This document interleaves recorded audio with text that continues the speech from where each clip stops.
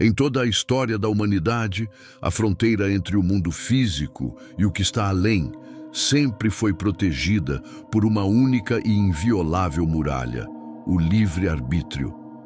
Da lenda do vampiro, que não pode cruzar o umbral de uma casa sem ser convidado, ao mito de gênios e fadas que são limitados por convenções de cortesia e permissão, existe um princípio universal.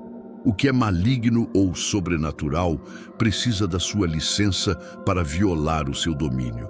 Essa regra que nos protege dos invasores da noite é o que entorna a lenda das crianças de olhos pretos, os Becks, Black-Eyed Children, tão singularmente aterrorizante. Eles não são invasores passivos. Eles são negociadores predatórios. Eles usam sua aparência, sua necessidade e, mais importante, uma força psíquica oculta para forçar você a quebrar sua própria defesa. Não é uma questão de ter medo, é uma questão de sobreviver a uma batalha psicológica para manter sua porta trancada. Para entender a natureza exata desse terror, devemos viajar no tempo e no espaço, para a noite que serviu como ponto de ignição para essa lenda viral. A cena é Abilene, Texas. O ano é 1996. O protagonista é Brian Bethel, um jornalista que voltava para casa após um compromisso. Ele estava sozinho, distraído e parado no estacionamento pouco iluminado do Westwood Theater. Bethel descreve o ambiente não como apavorante, mas como anormalmente quieto. Uma quietude que não era a ausência de som, mas a ausência de vida. A noite estava fria e a atmosfera era pesada. Ele estava ocupado com papéis no banco do passageiro. O primeiro sinal não foi um grito ou um motor. Foi uma perturbação sutil na quietude, um som de impacto seco e suave no vidro do lado do motorista. Do lado de fora, ele viu dois garotos. O mais velho com cerca de 14 anos e o mais novo, talvez 9. Ambos vestiam moletons com capuz, com os capuzes ajustados de forma a esconder parcialmente os rostos. A pele, o primeiro detalhe que chamou a atenção de Bethel, era de um branco morto, quase translúcida sob a luz fraca. O mais velho começou a falar com a história mais comum e mais perigosa. Precisavam de ajuda. Precisavam de uma carona rápida para buscar dinheiro, pois haviam se enganado com o horário do cinema. A história não era complexa, mas a entrega era. Bethel percebeu a voz monótona, sem a urgência, a trepidação ou a frustração que se esperaria de crianças perdidas e assustadas. Era uma fala gravada, ensaiada, e essa dissonância foi o primeiro alarme irracional em sua mente. A hesitação de Bethel não foi bem recebida. O menino mais velho tornou-se imediatamente impaciente. "Vamos lá, moço. Está ficando tarde. Temos que ir." A pressão aumentou rapidamente. O menino aproximou a face da janela e Bethel sentiu pela primeira vez algo que ele descreveu como um peso psíquico. Não era apenas medo, era uma imposição de vontade. Bethel tentou raciocinar, apontando a obviedade. O cinema estava fechado. A resposta do menino foi evasiva, quase como se a lógica fosse irrelevante. "Não temos tempo para explicar. Você precisa abrir a porta." Foi nesse instante que a compulsão atingiu seu pico. Bethel sentiu seu corpo ser tomado por uma sensação que ele comparou a um transe hipnótico. Não havia dor. Apenas uma pressão mental esmagadora que ecoava um único comando em sua mente. Ajude-os, destrave a porta, deixe-os entrar. Seu braço direito, o braço que controlava a trava da porta, começou a se mover.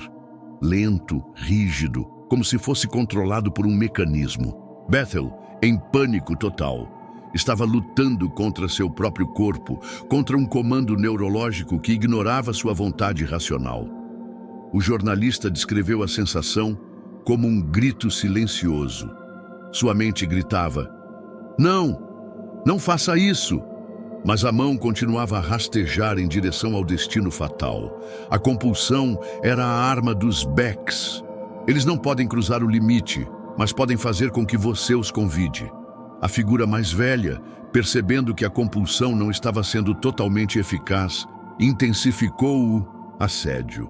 A voz do menino, agora alta e clara através do vidro, trouxe a regra universal do folclore para a realidade. Moço, não podemos entrar a menos que você nos convide. É a nossa regra.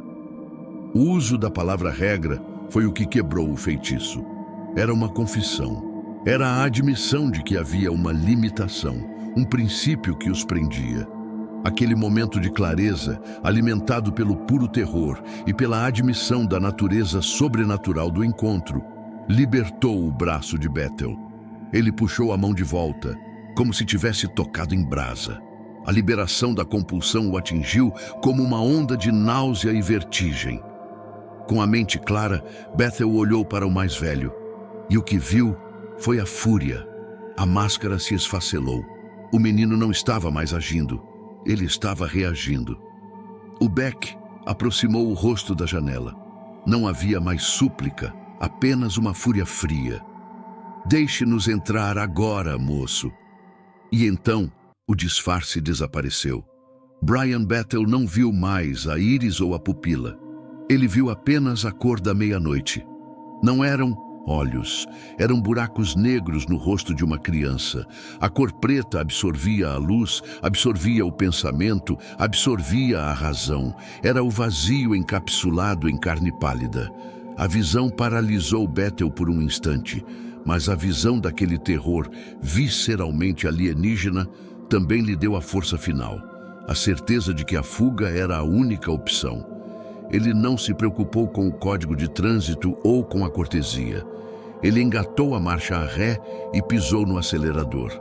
A manobra foi violenta, o carro saiu derrapando do estacionamento. Ele dirigiu o mais rápido que conseguiu, sem olhar para trás, até estar a uma distância segura, com as mãos tremendo incontrolavelmente. Quando ele finalmente olhou no retrovisor, a cena estava vazia. Os meninos não correram. Eles não se afastaram. Eles desapareceram. A presença deles estava intrinsecamente ligada à proximidade do convite. Uma vez que o alvo fugiu, eles se foram. O relato de Brian Bethel foi publicado na internet e, em pouco tempo, a verdade do padrão começou a emergir.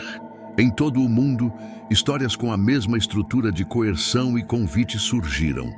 Considere a história de Judy, também de Abilene. Dias após o encontro de Bethel, Judy estava em casa à noite quando sua campainha tocou. 2 meninos idênticos à descrição de Bethel, pálidos, de moletom, com a mesma voz monótona, pediam para usar o telefone devido a uma emergência. Judy sentiu a mesma compulsão esmagadora que Bethel. Sua mão se esticou para a tranca e ela sentiu a mesma névoa mental. Mas o instinto materno a fez hesitar.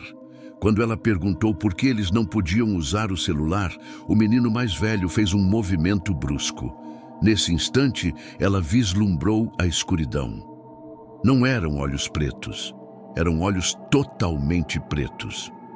Judy fechou a porta com força e correu para o quarto, sentindo o mesmo alívio físico que Bethel sentiu ao recolher o braço. O padrão se repetiu em um ambiente diferente, mas com a mesma regra inviolável. Um terceiro relato, vindo de uma cidade no Colorado, detalhou o encontro de um casal na estrada.